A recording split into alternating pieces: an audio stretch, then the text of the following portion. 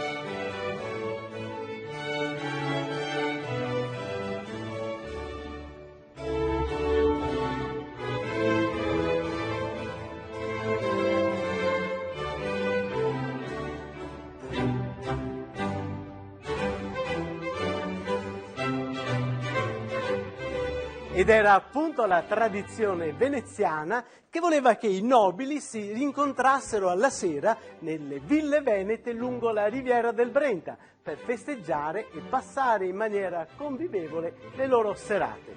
E questa sera abbiamo visto una bellissima danza, una coreografia rappresentata dal gruppo storico delle Maschere di Mario del Settecento veneziano. Grazie mille!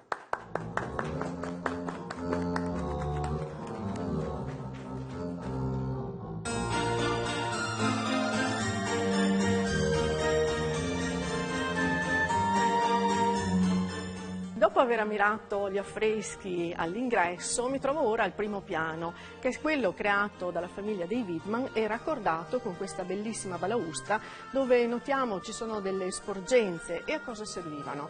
Certo, a posizionare i musici. Una volta le orchestre non c'erano, ma non solo i musici, vi si trovavano anche dame, cavalieri, nobili veneziani che prendevano spunto per qualche chiacchiera o qualche pettegolezzo di chi partecipava appunto a queste danze.